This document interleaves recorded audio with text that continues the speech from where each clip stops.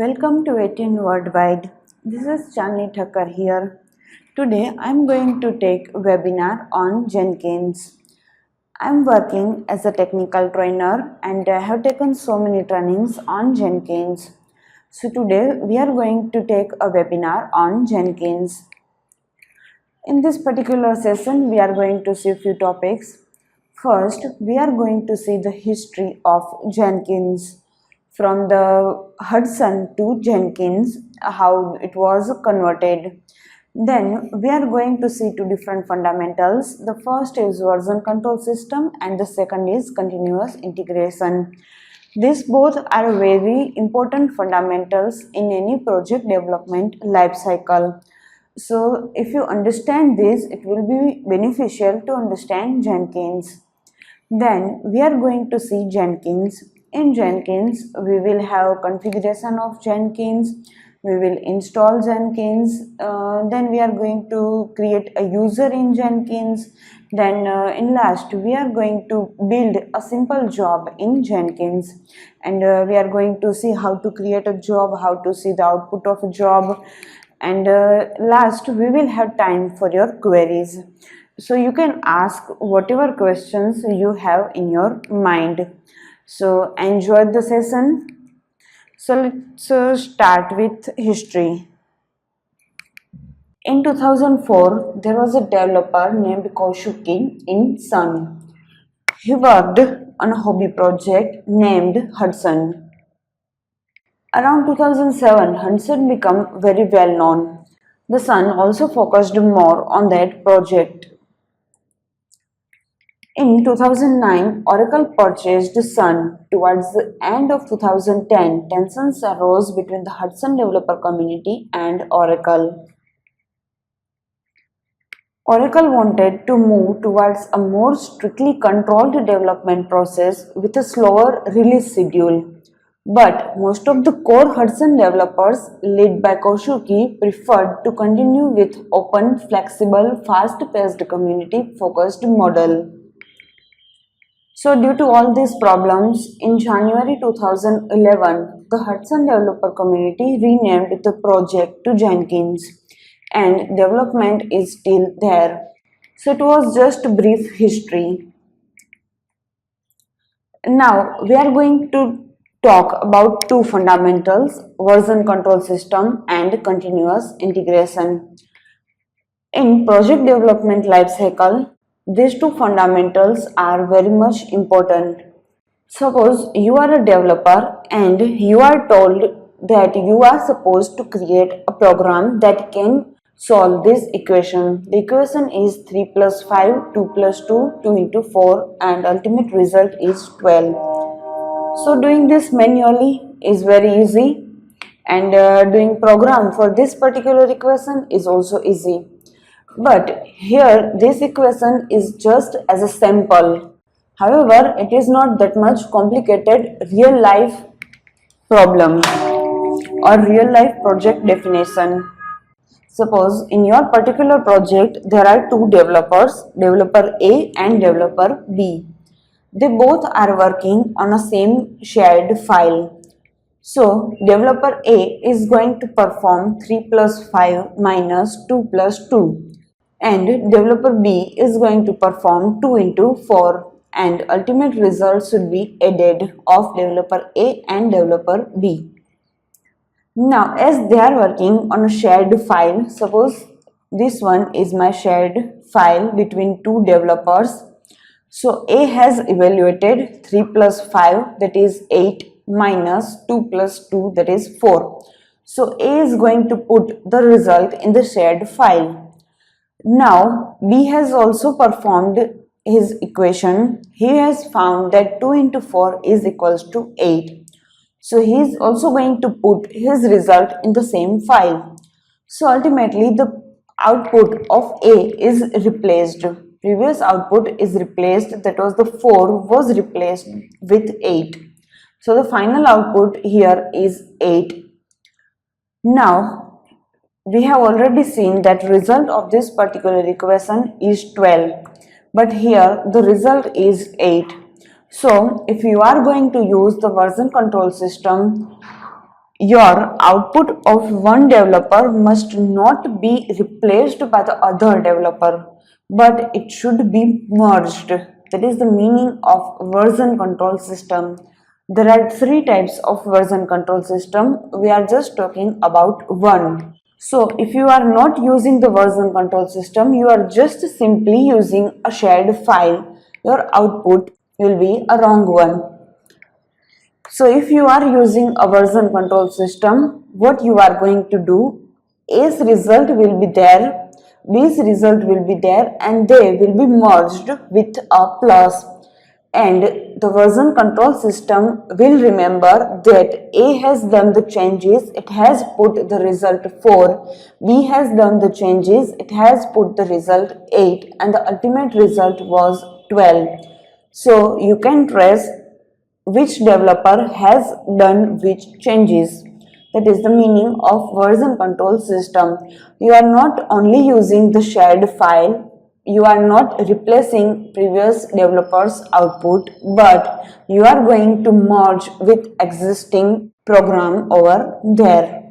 Now suppose developer A has done some mistake, 3 plus 5 that is 8 minus 2 plus 2 that is 4. Instead of 4 he has done 5. So 8 minus 5 he has done 3. So A's result is 3 and B's result is 8. Now you are using version control system. So A's result is there 3 and B's result is there 8. And your final output is there 11.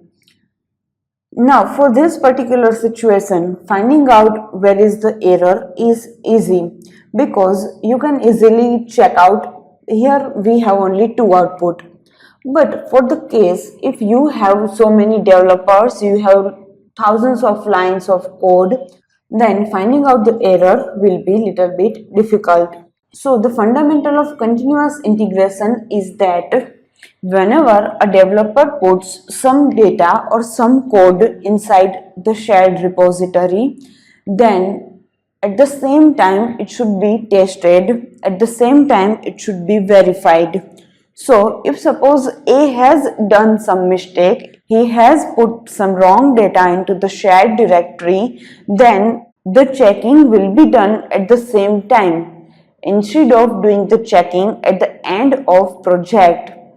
Generally, if you are not using continuous integration, what you are going to do is you are going to do a testing at the end of whole project.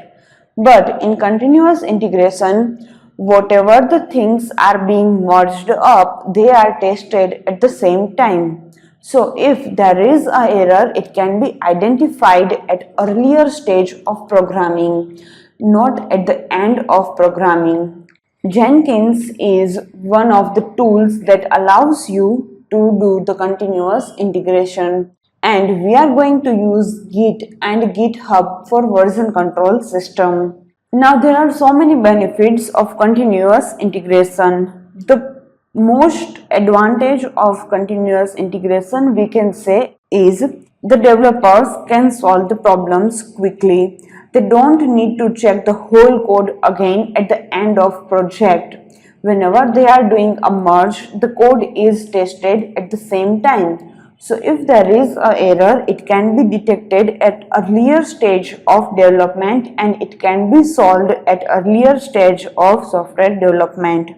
So ultimately, the developer can focus more on developing rather than just finding out the errors. Debugging time will be less in continuous integration. Continuous integration is a practice, it is not a process. Whole team has to follow this practice, then only it is possible. Mostly the teams which adopt the continuous integration, they will do more than one or sometimes one build in a day. So whatever code they have done in particular day, that is merged and that is tested together. Jenkins Integration Server is open source tool to perform the continuous integration. Basic functionality of Jenkins is to execute a predefined list of steps based on certain triggers.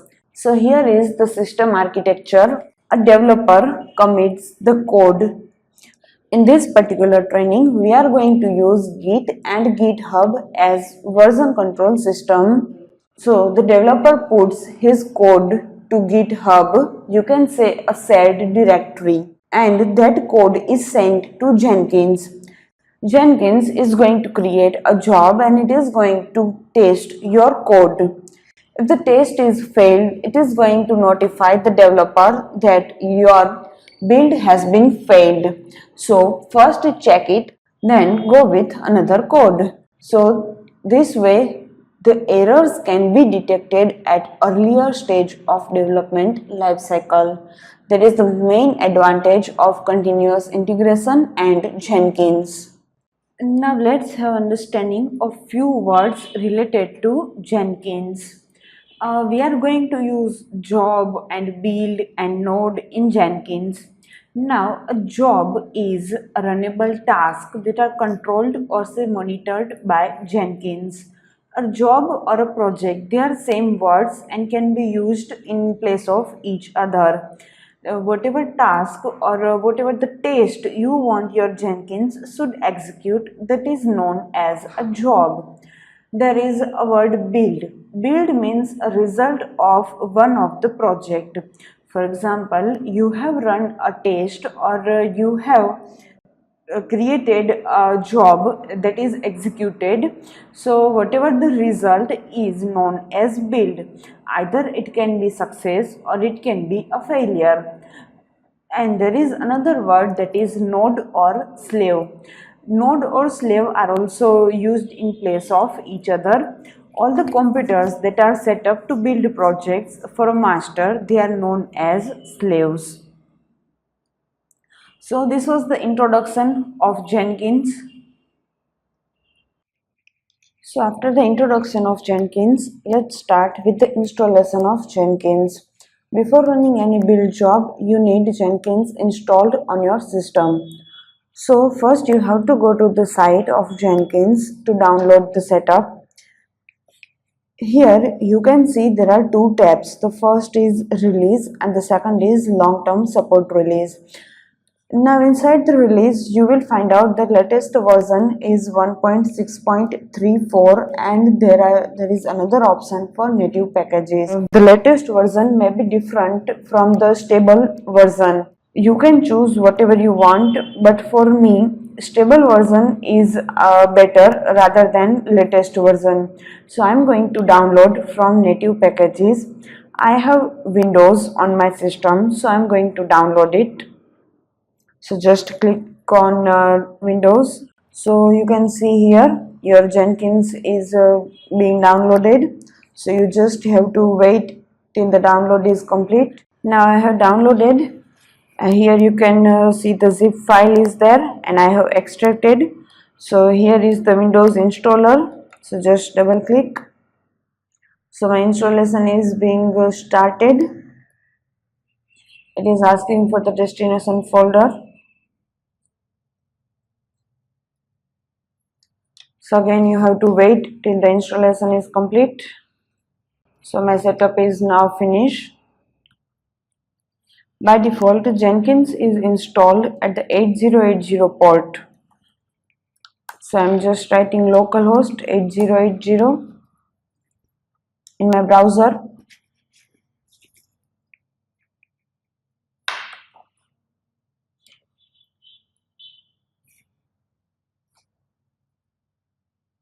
The first time installation may take time. It is giving the message, please wait while Jenkins is getting ready to work.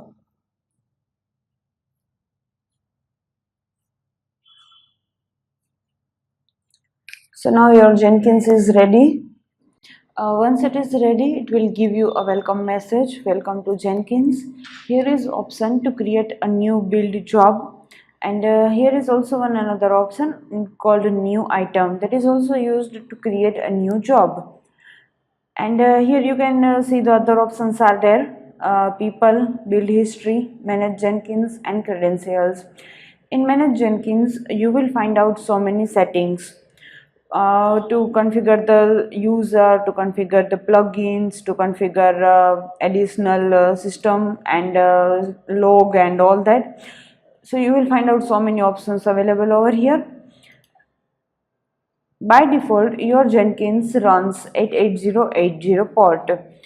And suppose if you want to change it, you can change it from setting files available in your C drive program files.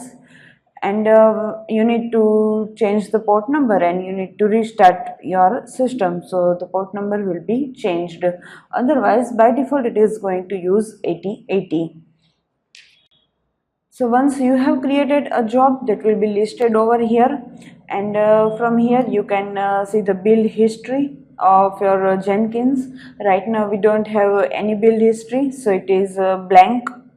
Once we have run some job and we have some build history, it will be listed over here. Now we are going to create a user for Jenkins, and then we are going to give privileges to the user. So first go to manage Jenkins.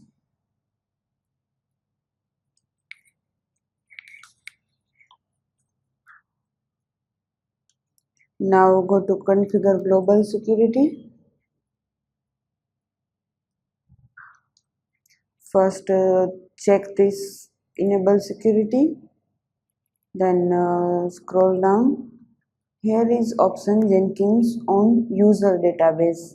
Check it on. So here is a checkbox, allow users to sign up. If it is already checked, just keep it as it is. If it is not checked, just check it and make sure it is on and save. So you are allowing the users to sign up, right? Now here is option for sign up. Just click on it and fill the appropriate data. I'm giving username, password for my user,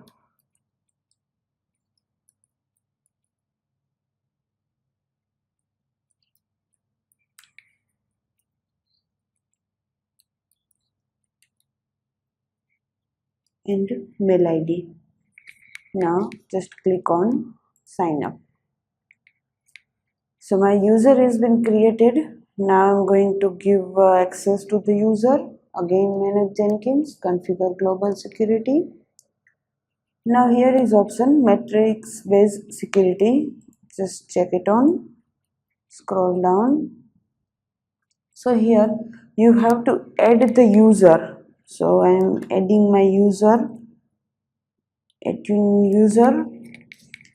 I want that this user should be administrator, so it should have all the administrative access. Okay, sorry, I have deleted by mistake.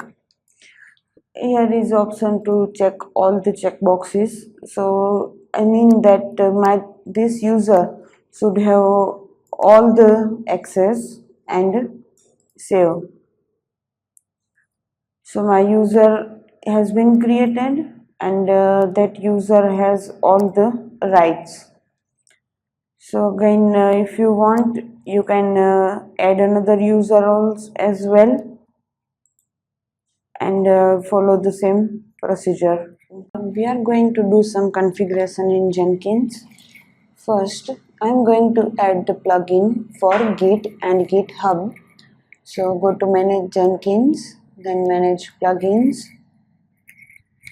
Just control F, go to available tab and just control F. I am tapping Git.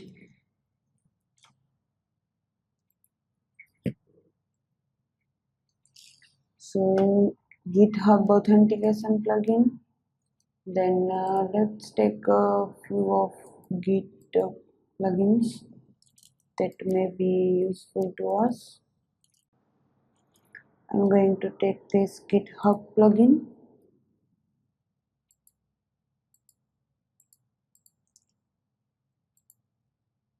All other plugins we are not going to use right now. It may be useful in future.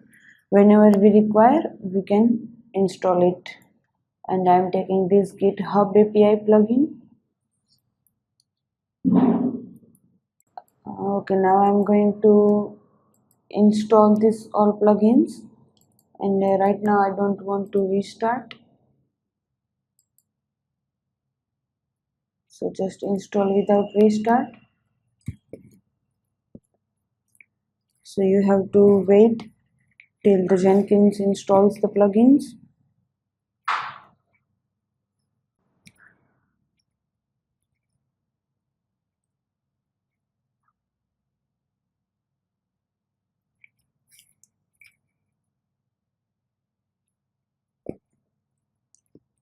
So my Git and GitHub plugins are done. Again, I'm going to manage Jenkins. Then I'm going to click on this configure system. Here you can see we have a few options. First we are going to install JDK, then we are going to install Git. If you have not installed the plugin for Git, then you will not have this option. Once you install the Git plugin, then only you will have this option. So let's do configuration one by one. We are going to do configuration of Maven and Git and Ant and JDK. Fine, so click on add JDK. I'm writing that JDK home or anything else, whatever you want. I'm unchecking this install automatically because I already have Java installed. So now you have to go to the location where you have installed your Java.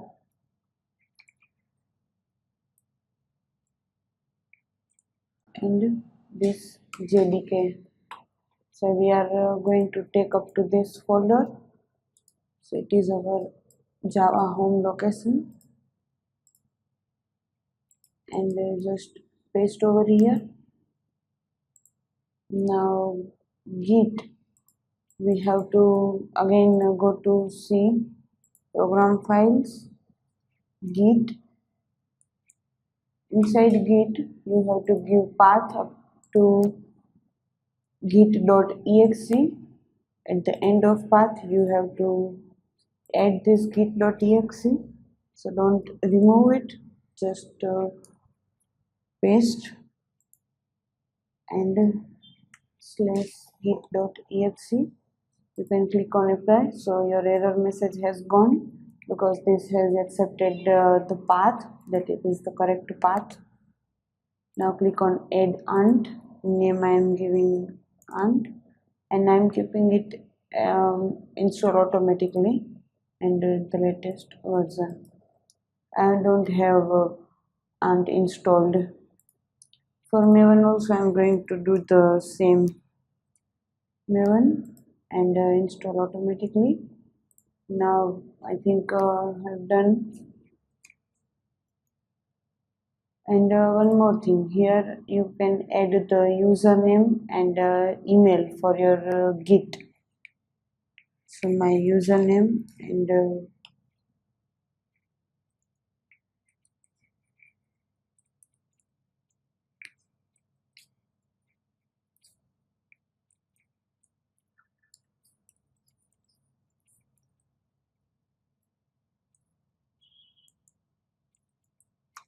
so my username and email address for my GitHub are now ready. If you don't have still GitHub account, it is recommended that first create a GitHub account. We have an option to directly import the project in build, so we are also going to use it. So if you don't have a GitHub account, just simply create it.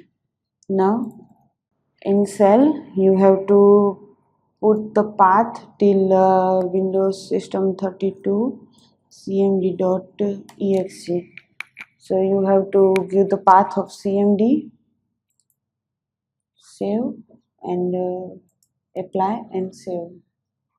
So this was the configuration of Jenkins. Now we are going to start with a build job. We are going to create our first build job. Click on a new item.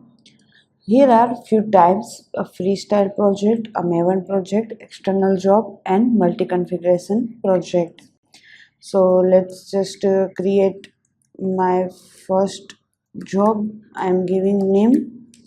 I'm creating a freestyle project. Click OK.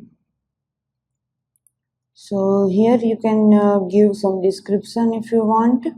I'm going to add a build step that execute Windows batch command, and command I am passing java-version and apply. So my build is almost ready. Just save this. So my job is ready and click on build now. So here you can see that build 1 console output. So the build was started by the user Attune. Then here are the details. Here you can see that C program files, Jenkins workspace, and the command passed is Java version. So here you can see the output of that command Java version. So your command is executed and the status of build is success. So when you go to home page, here your job is listed. Here is the detail of last when your job was executed. Here is the detail if your job was had failure in last any state, and here is the duration for execution of your job. So it was a simple job. So this was the webinar on Jenkins. I hope you enjoyed learning. We have seen the history of Jenkins from the wave to Hudson to Jenkins. So if you see the two words ultimately on the internet, don't get confused. They both are same. We have already seen the history behind Hudson and Jenkins. Then we have seen two different fundamentals: version control system and continuous integration. The fundamental of version control system and continuous integration are very useful for any development team. They should follow it for a better output. And then we have seen installation of Jenkins. Then we have seen user creation in Jenkins. Then we have done some basic configuration of Jenkins, and we have created a simple build job in Jenkins. Then we have also seen a few user interface of few basic of user interface of Jenkins. So I hope you enjoyed learning, and you can ask if you have any query. We have left with few time for your questions. You can ask whatever question you have. Hello everyone, you can ask the questions if you have. You can ask, or you can message me also. You have option for ask question, or you can ask me in chat also.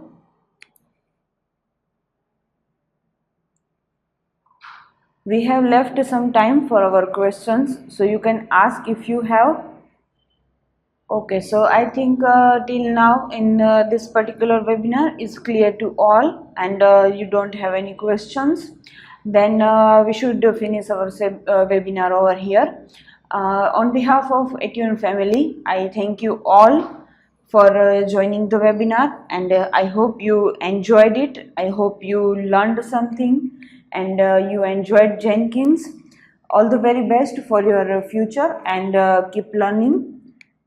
And you can also subscribe for future webinars, and we are going to provide the link for webinar and PDF and PPT very soon. So stay tuned. Thank you.